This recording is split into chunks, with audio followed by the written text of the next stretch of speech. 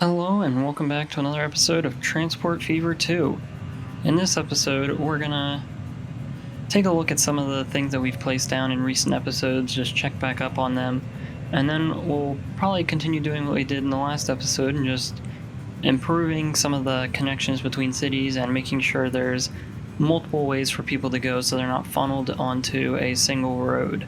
So the first thing I want to note here is this airport between Clearwater and Alexandria has a good amount of people waiting, specifically more for the line over to Akron. And hopefully if we check here, we have a lot of people also waiting to go from Akron to Clearwater. And I believe we did just have a plane land for this line, so yeah, we have one right here. And I think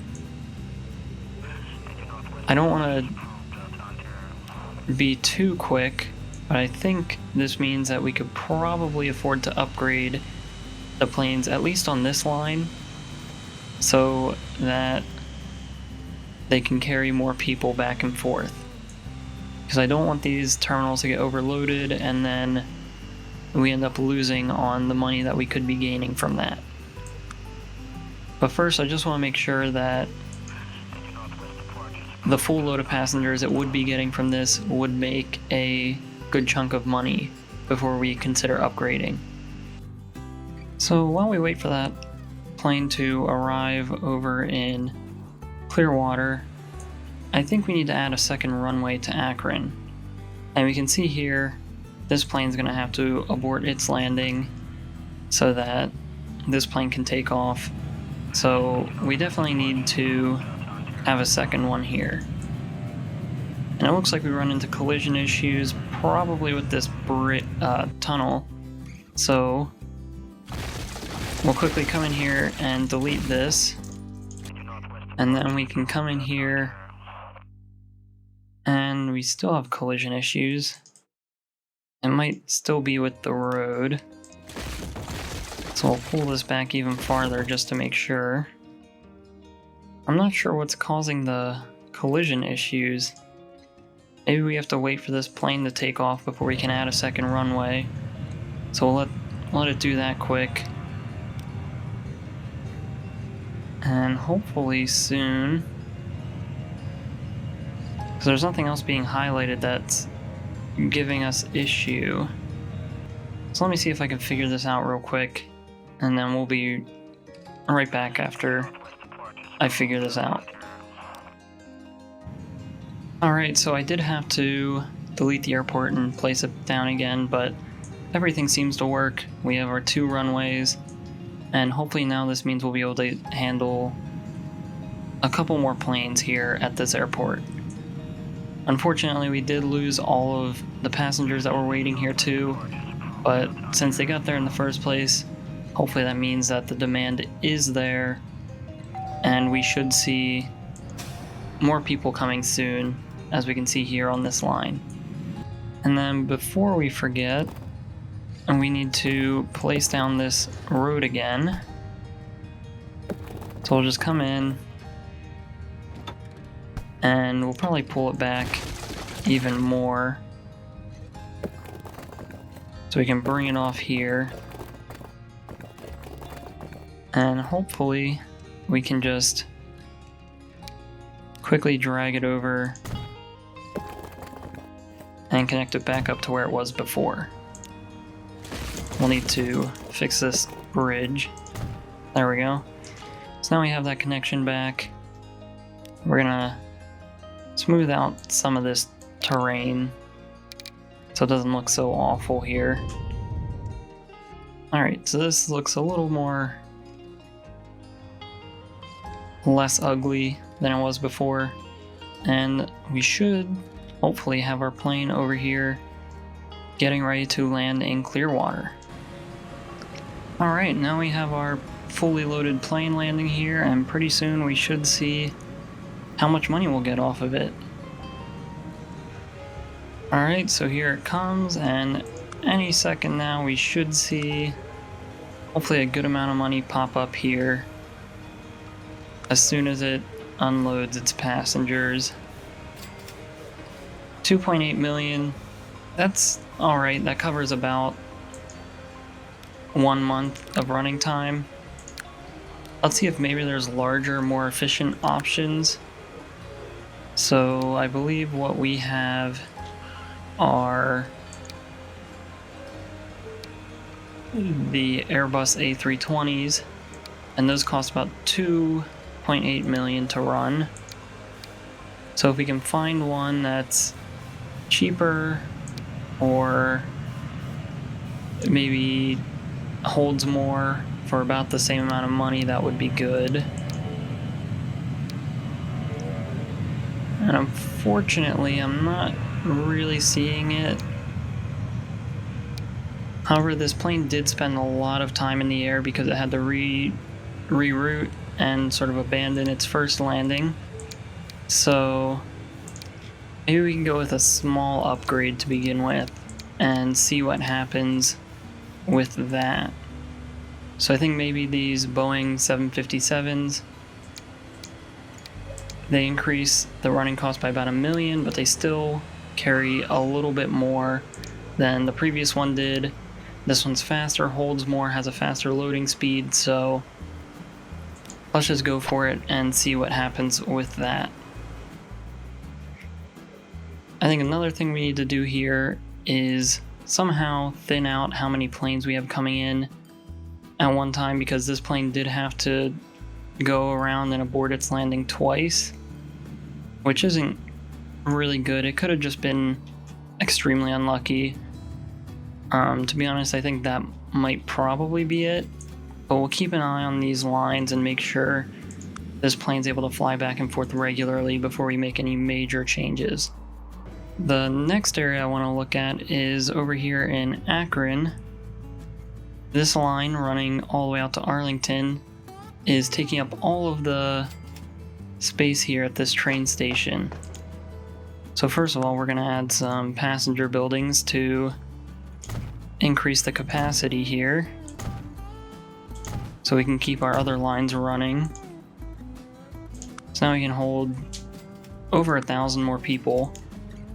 But to address this issue, I think it's about time we upgrade these trains. We can see here this line has been very profitable for us, so we obviously can afford a little bit of an upgrade as the demand is there. So we'll grab these, hit the replace, and I think we're going to replace them with this Speed Dance Express train. It has more power, more tractive effort. It does have some issues going up high slopes, but hopefully that won't be an issue. It has a little bit higher top speed and a little bit less capacity, but that might be a trade-off that we need to stay with. So we'll go with this. We'll keep a close eye on it because this is going to be a very expensive upgrade, and we need to make sure that this works out, or else we're gonna just have to get rid of these and replace them with different trains, probably the same one we had before but with a few more passenger cars. But this is something that we'll keep an eye on just to make sure it's continuing to make us money.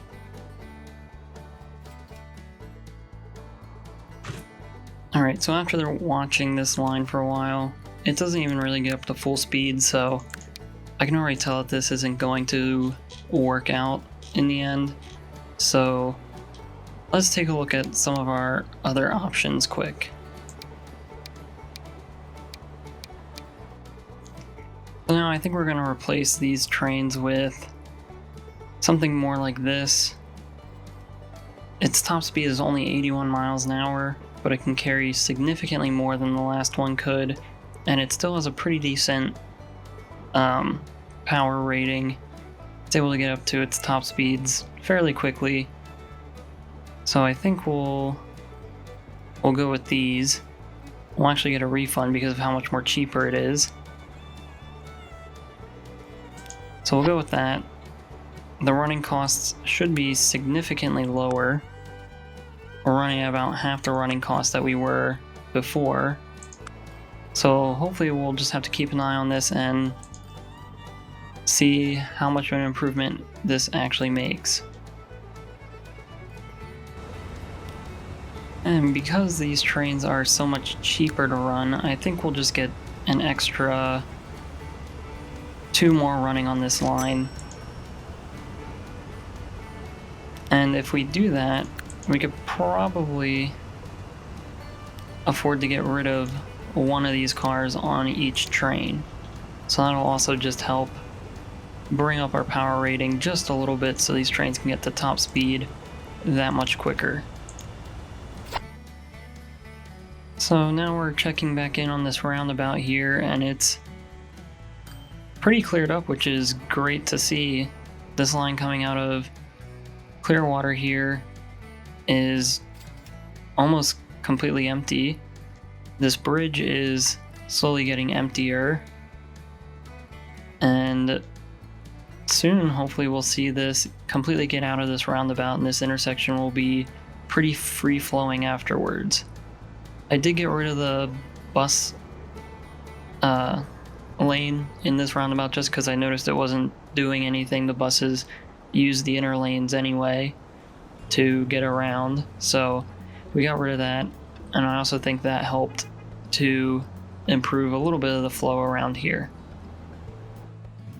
Alright, and now we're going to come here to our cargo hub, and we're going to improve some of these vehicles, or upgrade them, because a lot of these are very old and hardly running anymore. I mean, these are only carrying about 16 per load, so we could definitely afford to upgrade these. So for construction materials, we'll use these trucks. We probably don't need 18 anymore, so we'll get rid of probably about 3 of them. Actually, we'll probably get rid of 2 more. So now that line only has 13. And these will all help us slowly clear up our roads, since we'll have less of our trucks running on them. So we'll do the same here for stone. We can use these box trucks. And then for here, we could probably get rid of 3 of those. Let's just make sure. Yeah, it looks like this is doing okay. I think here we'll actually delete some of that and increase the length of these platforms just a little bit. So then we can add these buildings back. And next we have this tool line. So we'll grab these, replace them. For these, we'll use these slightly smaller box trucks, and we'll get rid of 2 of the trucks. Later on, we'll come back and check on these lines and make sure that there's not too many trucks running on them, just so that we're not creating unnecessary traffic with empty trucks, which would also be losing us money as well. And then I think one of the last lines we have to upgrade here for this cargo hub is the machines line running all the way from Clearwater. So we'll replace all of those, and these we could probably get rid of 8 vehicles. So we can do that just like that. So obviously we're gonna have to let these trucks slowly work their way out. And if we can, I think it would be helpful to upgrade this to a 2-lane road so we can get more trucks coming in and out of here, and they can go in the direction that they need to. Alright, and one last connection I want to make here is, I think, another bridge somewhere around here. just because this bridge is handling a lot of stress from Bridgeport, Lexington, all of these cities back here, maybe even Victorville for the people that live closer to this side of it. And then on the opposite side, you got Corpus Christi and pretty much all the cities back here that's only road connection comes in through Corpus Christi. So any cars that want to get to the other side of the bridge here have to come through Corpus Christi, through this bridge, and that might be where some of our issues are. So quickly, we'll just grab one of these here, and let's see if we can just do this. I don't think that's gonna really work. I think we need to raise up the road high enough so that we can bring it straight across. And then we'll just bring it down to flatten it out. And then from here, we can hopefully connect it straight into the road here. We might have to pull this coast out just a tiny bit so that the road has a spot to connect to. But then from here, it says there's too much slope, so we'll go back one more bridge piece and we'll do that. So then we can upgrade this all the way back to the main road there. So now hopefully all the people that are coming from Tucson and Victorville and maybe even Cedar Rapids that are coming through Lexington and Bridgeport to take this bridge can now use this one and not have to travel all the way through Lexington. All of these cars here can instead turn left and come across the bridge. And lastly, to help further this connection, we should get a large road connecting Brownsville to Knoxville.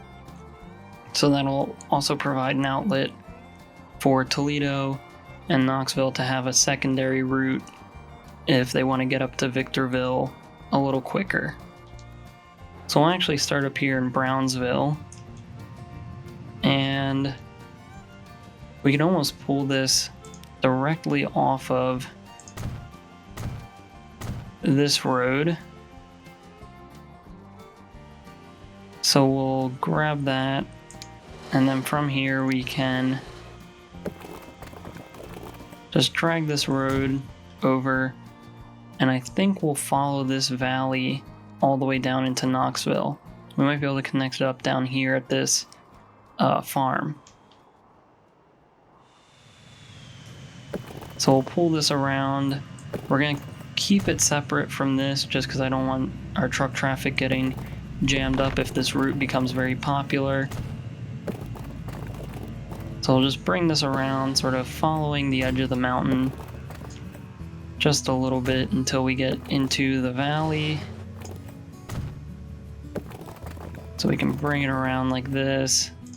And now we're going to start going down at a fairly steep angle all the way down to Knoxville.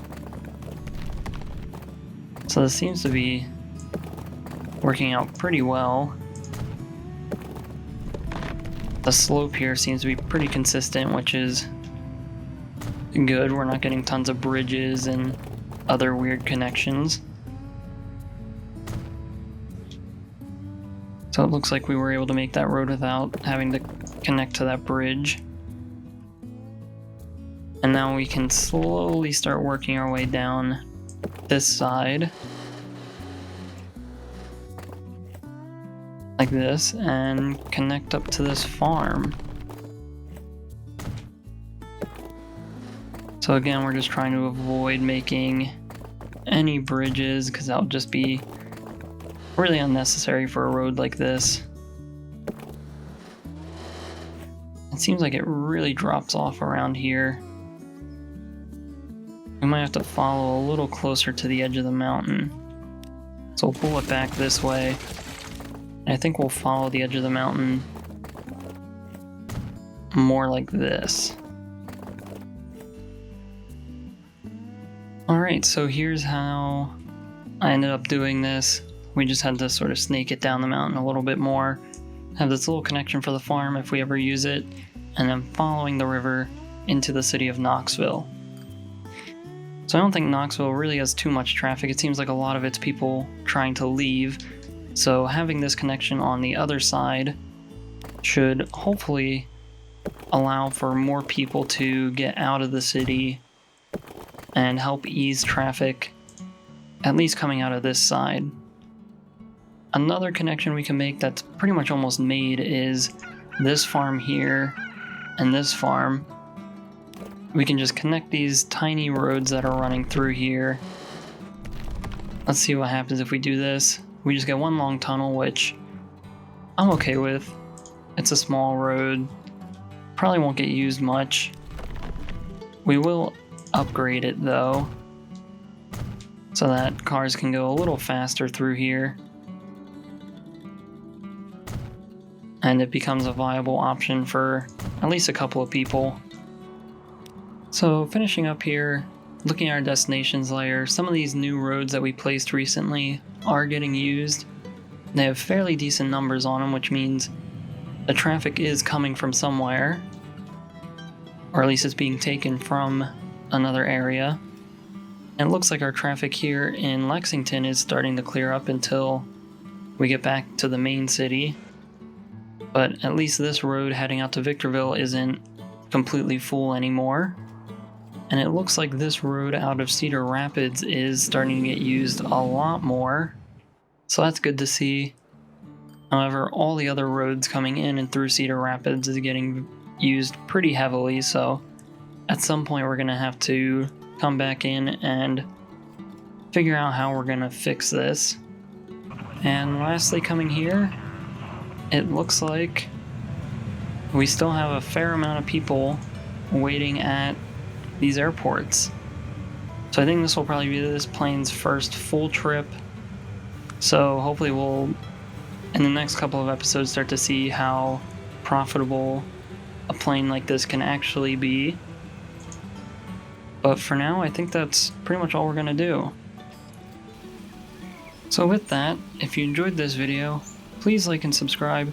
If you have any suggestions or feedback, leave a comment below. Thanks for watching and have a great day.